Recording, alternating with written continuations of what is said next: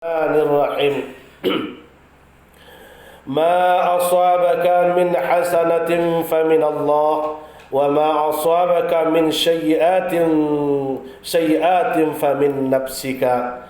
Qala Allah Ta'ala wa lanabluwannakum bi syai'in minal khawfi wal ju'i wa naqsin minal amwali wal anfusi wath thamarat wa basyyiris sabirin. Qala Rasulullah sallallahu alaihi wasallam, al-kayyid man dana nafsahu wa amila lima ba'dal maut.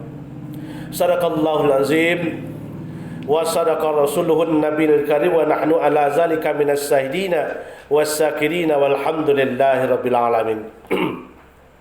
Kaum muslimin, para tamu Allah yang berbahagia, dirahmati oleh Allah Subhanahu wa taala.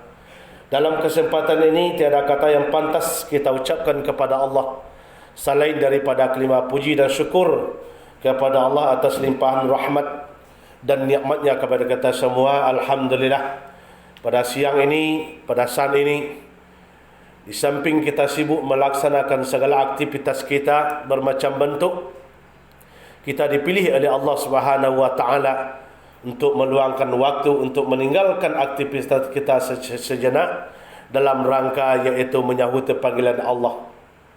Sangat banyak sekali saudara kita di luar sana yang segalanya mempunyai kecukupan secara ekonomi dan tidak mempunyai aktivitas untuk hari ini, tetapi sangat banyak juga mereka yang tidak bersedia, yang belum ikut campur tangan Allah untuk memberikan hidayah kepada hati mereka dan untuk memilih mereka untuk menyahut panggilan Allah.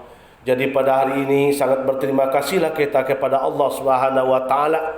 Kita dipilih oleh Allah untuk hari ini melangkahkan kaki kita ringan rasanya, mengayunkan tangan kita enteng rasanya dalam rangka berubudiyah kepada Allah pada hari ini, melaksanakan salat Jumat secara berjamaah. Insya-Allah sebentar lagi akan kita laksanakan. Seiring dengan itu pula salawat dan salam kita tidak henti-hentinya untuk selalu memohon kepada Allah untuk supaya ucapan salawat kita diberikan pahalanya kepada baginda Nabi besar Muhammad sallallahu alaihi wasallam dengan segenap para sahabatnya dan ahlul baitnya, ya, supaya bukan dalam arti kata Rasul kita, Nabi kita membutuhkan doa dari kita, bukan, tetapi dengan ucapan salawat kita kepada Allah, kepada beliau, insya-Allah dengan jalan itulah beliau nanti akan menentukan siapa umatku dan siapa yang akan aku berikan syafaat pada hari kiamat. Insya-Allah dengan kita selalu membaca salawat kepada Allah, kepada Nabi Muhammad sallallahu alaihi wasallam, insya-Allah kita digolongkan kepada umatnya atau digolongkan oleh Allah kepada hambanya yang selalu bersyukur, yaitu kepada mereka, kepada hambanya yang mendapatkan maghfirah dunia dan akhirat, dan kepada umatnya Nabi Muhammad yaitu mendapatkan syafaat nanti pada hari kiamat. Amin ya rabbal alamin. Kaum muslimin, para tamu Allah yang berbahagia, pada saat sekarang ini yang kami muliakan, pada hari ini tanggal 29 Januari 2021, alhamdulillah Allah selalu sayang kepada kita, selalu rindu kepada kita, dan selalu memberi kita kesempatan untuk selalu membenahi diri dan untuk selalu meningkatkan iman dan takwa. Oleh kerana itu, marilah kita tingkatkan iman dan takwa kita kepada Allah Subhanahu wa taala semampu kita, sesuai dengan tuntunan-tuntunan yang ada. Insya-Allah kasih sayang Allah akan kita peroleh. Kaum muslimin jamaah Jumat rahimakumullah, pada hari ini kami selaku khatib mengangkat judul khutbah kita, yaitu kenapa sih Allah memberikan begitu banyak bencana dan ujian ataupun itu cobaan untuk negara kita, negeri kita, termasuk mungkin untuk keluarga kita. Kaum muslimin yang berbahagia yang dirahmati oleh Allah Subhanahu wa taala, seperti yang kita pantau hari demi hari berjalannya waktu, tahun demi tahun, seperti yang kita tengok walaupun secara kasat mata, walaupun tidak melalui media, kita tengok bermacam-macam musibah bermacam-macam azab atau teguran yang diberikan oleh Allah kepada kita, kepada umat beragama Islam pada khususnya, itu tidak lain dan tidak bukan, itu adalah suatu ujian dari Allah Subhanahu wa ta'ala bagi orang yang beriman. Tetapi bagi orang yang tidak beriman, yang mengingkari perintah Allah, yang mengingkari perintah Rasulullah, itu adalah suatu azab dari Allah Subhanahu wa ta'ala. Kaum muslimin para tamu Allah yang dirahmati oleh Allah Subhanahu wa ta'ala, boleh kita tengok baru-baru ini pesawat yaitu Sriwijaya Air yang menelan banyak korban. Ya, seterusnya kita tengok juga saudara kita di Sumedang longsor, banyak juga menelan korban nyawa. Ya, Sulawesi gempa bumi, Kalimantan juga ikut banjir, banyak juga menelan bencana atau kerugian materi. Dan seterusnya Gunung Merapi sering meletus. Ya, Manado air laut meluap, terjadi juga banjir. Dan semuanya itu mengakibatkan banyak hilangnya nyawa, atau ada banyak istri yang ditinggalkan oleh suami, suami yang ditinggalkan oleh istri, orang tua ditinggalkan oleh anaknya, dan anaknya ditinggalkan oleh orang tua. Ini terjadinya berentetan, tidak jauh jaraknya terjadi. Ini adalah salah satunya teguran Allah bagi kita, bagi umat yang terutama adalah bagi umat yang beragama Islam. Apa tujuannya? Supaya kita selalu introspeksi diri, selalu bermuhasabah diri. Sebab tidak terjadi sesuatu itu yang terjadi, walaupun itu menghantam negara, menghantam nagari, menghantam keluarga kita, menghantam diri kita sendiri, tidak terlepas itu dari Allah Subhanahu wa ta'ala. Bagaimana tadi dalam Al-Quran, dalam surat An-Nisa ayat 79 telah kami bacakan tadi, Allah mengatakan ma asabaka min hasanatin faminallah. Apapun itu kebaikan yang kalian terima, apapun itu rezeki yang kalian terima, apapun itu yang diterima, semuanya kebaikan hasanah di dunia ini, itu adalah faminallah, itu dari Allah Subhanahu wa ta'ala. Tetapi sebaliknya, wa ma asabaka min sayyi'atin famin nafsika. Apapun itu musibah, teguran, azab, apapun itu namanya kejelekan, keburukan yang diterima dari Allah untuk kita, itu adalah famin nafsika, berasal dari perbuatan tingkah laku kita sendiri. Kaum muslimin para tamu Allah yang berbahagia, dirahmati oleh Allah Subhanahu wa ta'ala, mungkin selama ini kita terlalu sibuk dari atas sampai ke bawah, bermacam-macam info-info yang menyesatkan kita, bermacam-macam info-info yang membuat kita selaku rakyat, selaku masyarakat, selaku orang awam ini semakin bingung yang terjadi. Ini terjadinya bermacam-macam musibah, azab diberikan oleh Allah adalah perbuatan tindak tanduk perilaku, perbuatan tangannya manusia itu sendiri. Siapa ini yang dituntut? Yang terutama sekali adalah orang yang gardu depan atau yang di barisan depan. Siapa mereka? Pemimpin dari tingkat atas sampai tingkat bawah. Dari tingkat atasnya siapa? Mulai dari yang paling tinggi sampai ke bawah. Siapa di bawahnya? Pemimpin dalam rumah tangga.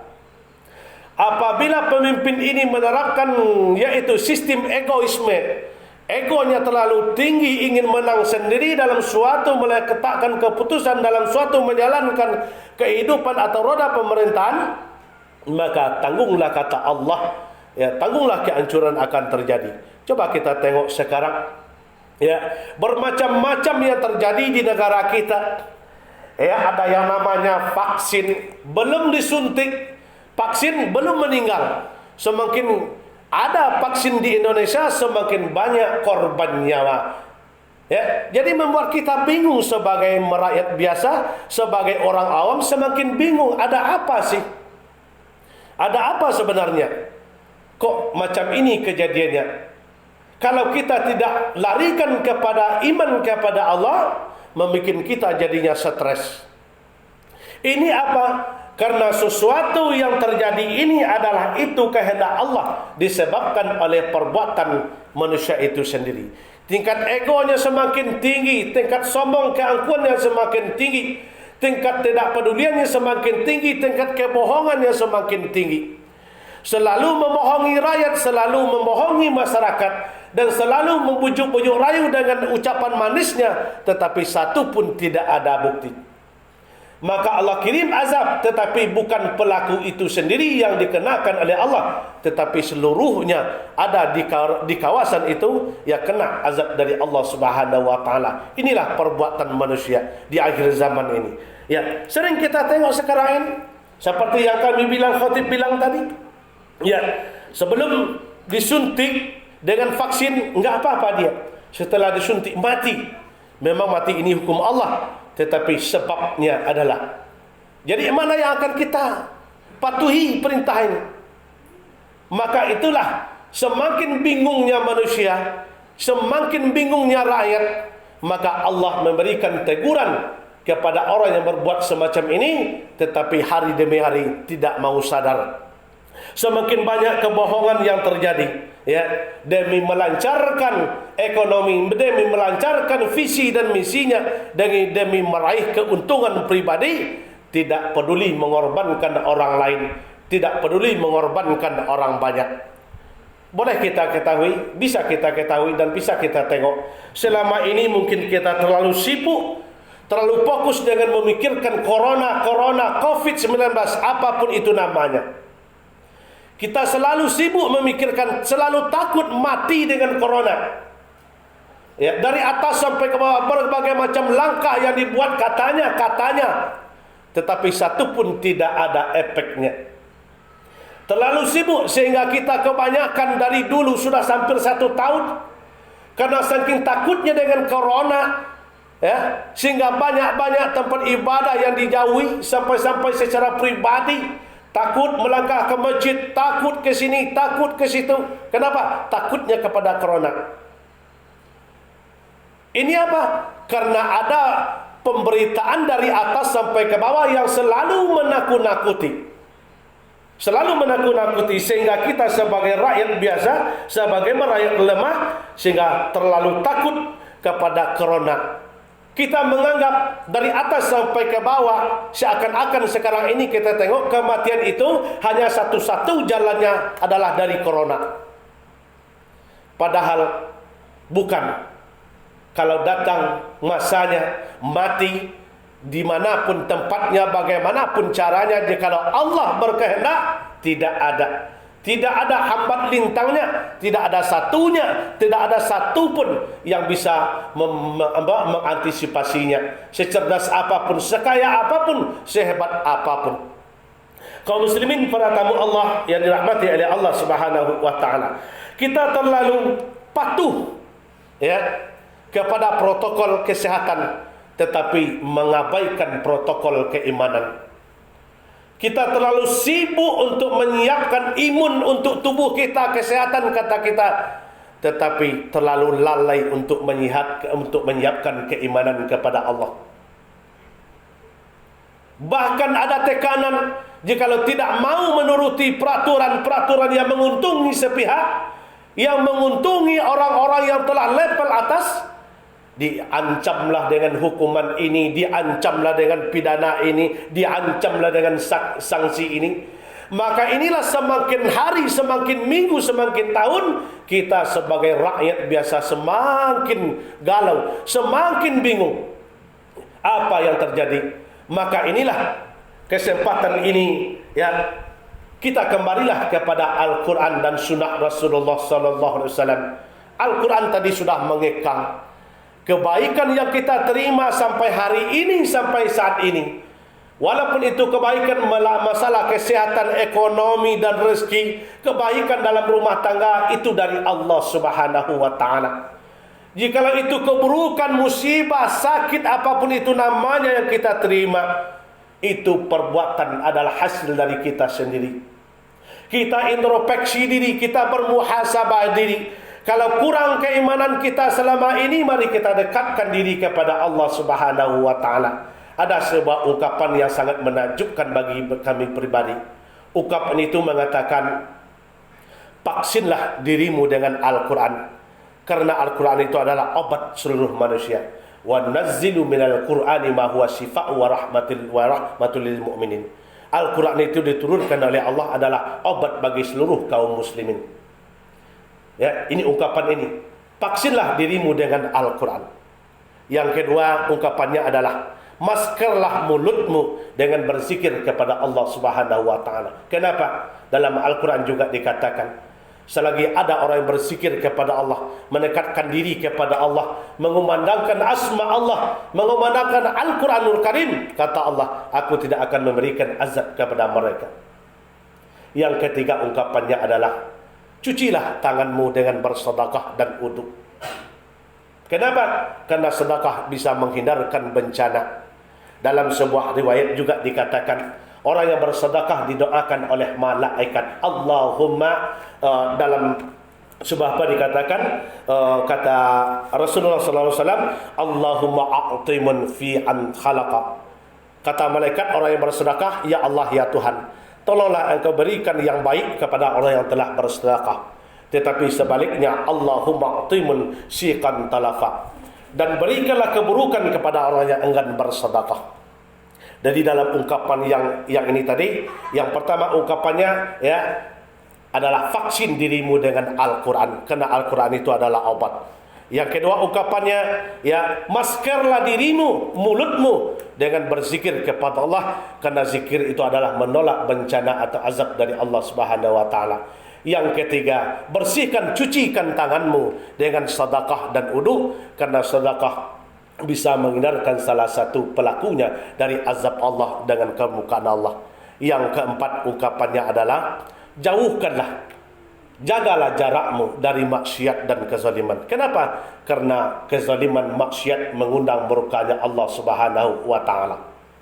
Ini ungkapan ini sangat berarti bagi saya sendiri, sebab dalam maknanya, yang terakhir ungkapan ini mengatakan, jagalah jarak. Bukan kita direnggangkan sama kita salah. Solat berjamaah diperintahkan jaraknya 1 meter, 1,5 meter. Salah. Lebih baik tidak solat berjamaah jika saf kita direnggangkan. Tapi artinya adalah, jagalah jarakmu kepada siapa? Kepada perilaku maksiat dan kezaliman. Sebab maksiat itu adalah mengundang murkanya Allah Subhanahu wa taala. Kezaliman pun mengundang murkanya Allah Subhanahu wa taala. Az-zalimuna az-zalimuna, orang yang zalim akan dizalimi oleh Allah Subhanahu wa taala. Kaum muslimin jamaah Jumat rahimakumullah.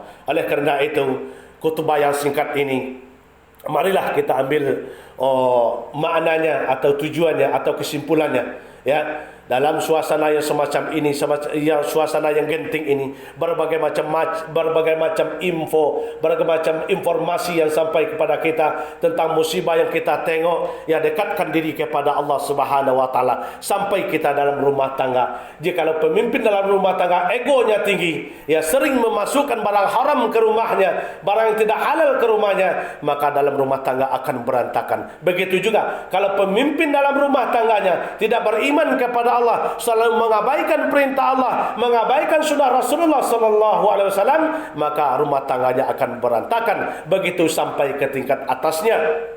Pemimpin yang tidak bertanggungjawab, mencari kemenangan sendiri, mencari keuntungan sendiri, tanggunglah, ya, negara ini akan hancur jikalau kita tidak selalu berdoa mendekatkan diri kepada Allah Subhanahu wa taala. Mudah-mudahan kita dari tingkat atasnya sampai ke bawah, termasuk diri kita sendiri, hendaknya mampu mentolerir setiap perbuatan kita, mengevaluasi setiap perbuatan kita. Hendaknya jikalau ada terdapat suatu kemungkaran, kezaliman, kemaksiatan, kita jauhi dan kita hentikan. Kita ganti dengan mendekatkan diri kepada Allah, dengan memperbanyak berzikir kepada Allah. InsyaAllah, ya, insyaAllah mudah-mudahan Allah akan menjauhkan daripada kita, dari keluarga kita, dari diri kita, yaitu yang namanya musibah dan ujian ataupun azab. Ya, insyaAllah akan Allah jauhkan kepada kita semua. Ya, insyaAllah. Amin amin ya rabbal alamin. Fa'tabiru ya ulil absar la'allakum tatazakkarun.